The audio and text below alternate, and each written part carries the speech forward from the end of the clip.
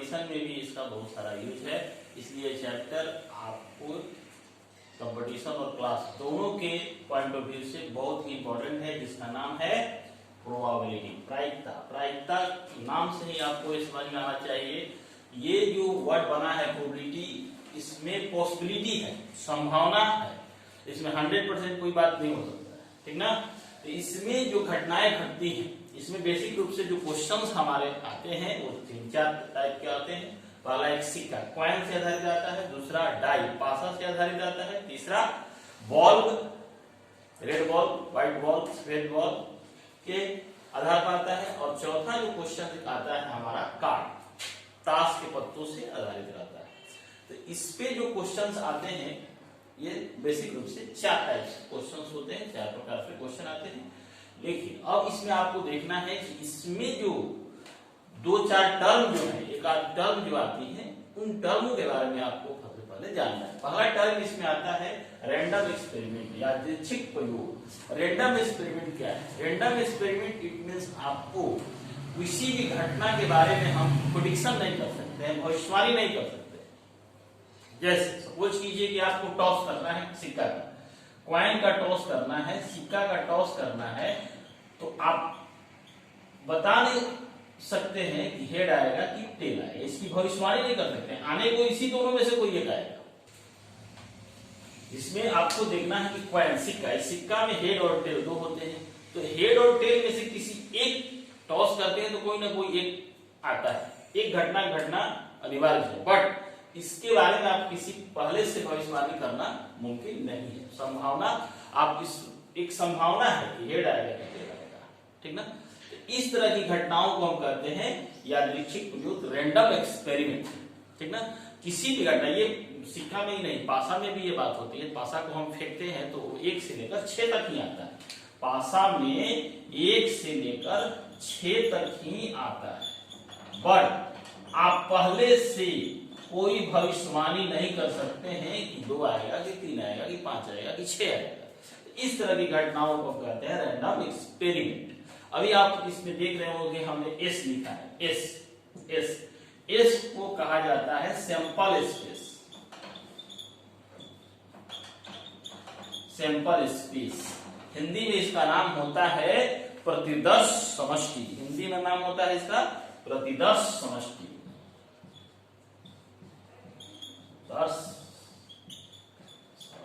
Sample space का हिंदी नाम होता है प्रतिदर्श समष्टि। प्रतिदर्श समष्टि का आता है, प्रतिदर्श समष्टि का मतलब क्या होता है?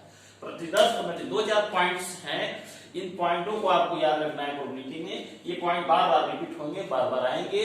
इसमें इस वीडियो को आप ज्यादा से ज्यादा शेयर करें, लाइक करें, सब्सक्राइब करें, अपने दोस्तों को भेजें, क्योंकि ये जो चैप्टर है आपके सभी फ्रेंड्स के लिए काम आएंगे। ये चैप्टर 9, 10, 11, 12 सभी स्टूडेंट्स और कॉम्पिटिटिव एग्जाम्स में भी इससे क्वेश्चंस आते हैं, इससे इंटरव्यू में भी क्वेश्चन पूछा जाता है। ये बहुत ही इंपॉर्टेंट चैप्टर है, मॉडर्न मैथमेटिक्स में इसका बहुत ही यूज है, इसलिए इसको आप अच्छे से समझें, इसको बनाएं। देखिए प्रतिदर्श समष्टि सैंपल स्पेस, सैंपल स्पेस कहता है कि इसमें जैसे कॉइन है तो कॉइन में टोटल कितने हैं आउटकम, टोटल परिणाम कितने हैं, हेड और टेल 2 है, तो सैंपल स्पेस क्या होंगे 2। टोटल आउटकम, टोटल घटनाएं जो होती हैं वही कहलाती हैं सैंपल स्पेस। पासा में कितने होंगे 6, it is denoted by capital S, ये कैपिटल एस से डिनोट किया जाता है। देखिए कैपिटल एस से हमने डिनोट किया है, और टोटल पासा में कितने होंगे 1 2 3 4 5 6 6। तो नंबर ऑफ सैंपल स्पेसेस में कितने हो जाएंगे, नंबर ऑफ सैंपल स्पेसेस में कितने हो जाएंगे 2, इसमें नंबर ऑफ सैंपल स्पेस कितने हो जाएंगे 6। वही कार्ड रहेगा, कार्ड रहता है, तो कार्ड में ताश के पत्तों में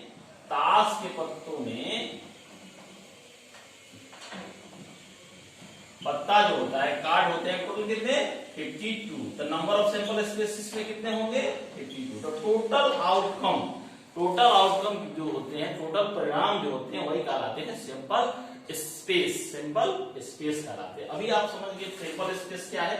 सैंपल स्पेस के बाद सैंपल स्पेस हो गए टोटल घटनाएं, रैंडम एक्सपेरिमेंट हो गई यादृच्छिक घटना है जिसकी कोई भविष्यवाणी पहले से नहीं की जा सकती है कि सर्टेन। और प्रायिकता में एक बात आपको ध्यान रखना है कि कोई भी बात निश्चित नहीं होता, संभावना होती है कि ये हो सकता है, may be, not sure and certain. अब बात आता है, आपने सैंपल स्पेस देख लिया कि एक सिक्का का सैंपल स्पेस होता है, दो होता है, नंबर ऑफ सैंपल स्पेस 2। एक बात आती है इवेंट, घटना। इवेंट होता है घटना। अब देखिए इस सैंपल स्पेस में से कोई ना कोई घटना घटेगा, हेड घटे या टेल घटे। टॉस करेंगे तो हेड आएगा, नहीं तो टेल आएगा। Event is denoted by capital E, head या टेल, कोई भी एक घटना घटेगा। तो एक हेड आने की प्रायिकता पूछेगा, क्वेश्चन में पूछेगा कि हेड आने की प्रायिकता, व्हाट इज प्रायिकता, पहले डिफिनेशन ऑफ जानेंगे हम प्रोबेबिलिटी। तो व्हाट इज प्रायिकता के लिए आप जानिए, देखिए नंबर ऑफ इवेंट, हेड इसमें कितने हैं, हेड कितने हैं, एक, हेड कितने हैं, एक। तो प्रायिकता क्या है, प्रायिकता को आप डिनोट करते हैं PE, प्रोबेबिलिटी ऑफ इवेंट। प्रायिकता का डिफिनेशन कहता है कि number of event by number of sample space. Number of event, घटना का घटना और कुल घटना को उससे क्या करते हैं, डिवाइड करते हैं, इट इज कॉल्ड प्रोबेबिलिटी। तो नंबर ऑफ इवेंट कितना है, हेड आने की प्रायिकता एक, और नंबर ऑफ सैंपल स्पेस कितना है, तो P कितना हो गया। अब प्रायिकता को डिनोट किया जाता है P से। P क्या होता है, probability. Number of event by number of sample space, और प्रायिकता डिनोट किससे होता है, P। तो एक फॉर्मूला आपको हमेशा याद रखना है प्रोबेबिलिटी का, P का एनी बाई एन, जहां नंबर ऑफ इवेंट हो गया, नंबर ऑफ सैंपल स्पेस हो गया। अगला एग्जांपल हम आपको बताते हैं, उसमें आपको ज्यादा समझ में आएगा। ये सिक्का पर था। अगला एग्जांपल जो है आपको हम बताते हैं पांसा पे, कि पांसा में सैंपल स्पेस कितने होंगे। तो पांसा में सैंपल स्पेस जो होगा 6 होगा, 1 2 3 4 5 6, तो नंबर ऑफ सैंपल स्पेस हो गई।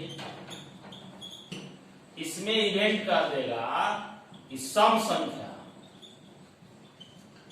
संख्या कितनी होगी, 3। तो नंबर ऑफ इवेंट कितना होगा, 3। अब कहेगा कि सम संख्या आने की प्रायिकता बताइए, सम संख्या आने की प्रायिकता, सम संख्या आने की प्रायिकता। तो P is equal to any by s। Number of event कितना है इसमें, 3, और sample space 6, 3 2 6, 1 by 2। Number of event, प्रायिकता का डिफिनेशन आपको समझ में आ गया होगा कि number of event by number of sample space. सम संख्या की प्रायिकता, विषम संख्या की प्रायिकता, भाज्य संख्या की प्रायिकता, विभाज्य संख्या की प्रायिकता, 4 से कम, 4 से ज्यादा, 6 से कम, 6 से ज्यादा, 5 से बड़ा, 5 से छोटा। बहुत सारे क्वेश्चंस इसमें आपको अब मिलेंगे। सारे क्वेश्चंस को बनाने का यही तरीका है। इसमें अब आपको एक और बात हम बताने जा रहे हैं जिसके बारे में आपको जानेंगे। जब अभी हमने जो बताया, एक सिक्का और एक पांसा का सैंपल स्पेस बताया, और एक में से निकालने का हमने बताया प्रोबेबिलिटी। अभी आपको हम बताएंगे एक से ज्यादा, जैसे सिक्का को हम एक बार टॉस नहीं करके 2 बार टॉस करेंगे, 3 बार टॉस करेंगे, 4 बार टॉस करेंगे। कॉइन को हम टॉस करेंगे 2 बार, 3 बार, 4 बार। उसी तरह पांसा को भी हमने 1 बार, 2 बार, 3 बार टॉस करेंगे। तो उसके सैंपल स्पेस कितने होंगे, उस सैंपल स्पेस में से घटनाएं कैसे निकलेंगी और उसका प्रायिकता हम कैसे निकालेंगे, इसके बारे में देखते हैं। देखिए अभी हमने आपको बताया एक सिक्का के बारे में, अभी आपको हम बताएंगे एक से ज्यादा सिक्का बारे में। मार्केट में बहुत सारे यूट्यूब चैनल बनाने वाले टीचर हैं, बहुत सारे हैं, लेकिन सही सलामत, सही डायरेक्शन में, सही मार्गदर्शन, सही बात समझिए और उलझ के चक्कर में नहीं रहिए। देखिए, दो सिक्का को हम टॉस करते हैं, हेड से दोनों में, फिर टेल से दोनों में, HT, TH, दो सिक्का को जब हम टॉस करेंगे तो नंबर ऑफ सैंपल स्पेस कितने हो जाएंगे? 4। नंबर ऑफ सैंपल स्पेस कितने होंगे? 4। और इसमें से कहेगा दो हेड आने वाली घटना का पता चलता। दो हेड आने वाली घटना कितनी है? दो हेड आने वाली घटना, नंबर ऑफ इवेंट कितने हैं? 1। कहेगा कि एक हेड आने वाले घटना, एक हेड आने वाली घटना कितनी है? 2। नंबर ऑफ कितने होंगे? इसकी प्रोबेबिलिटी पूछता है तो P equal to NE by NS, NE by NS 2/4, 1/2। इसकी प्रोबेबिलिटी पूछेगा एनी बाई NS 1/4। एक बात हमेशा इसको नोट करिए, बहुत ही इंपॉर्टेंट बात बताने जा रहे हैं कि कोई भी प्रोबेबिलिटी का क्वेश्चन हो, उसका जब आंसर हम लिखेंगे तो वो आएगा 0 से बड़ा या बराबर और 1 से छोटा और बराबर। इससे न ज्यादा, इससे 1 से न ज्यादा आएगा, न 0 से कम। इस बात को हम 100% नोट कर लेंगे, ये लाइफ में बहुत ही बार आपको यूज होगा, ठीक ना। और 12th का नया बैच 1 मार्च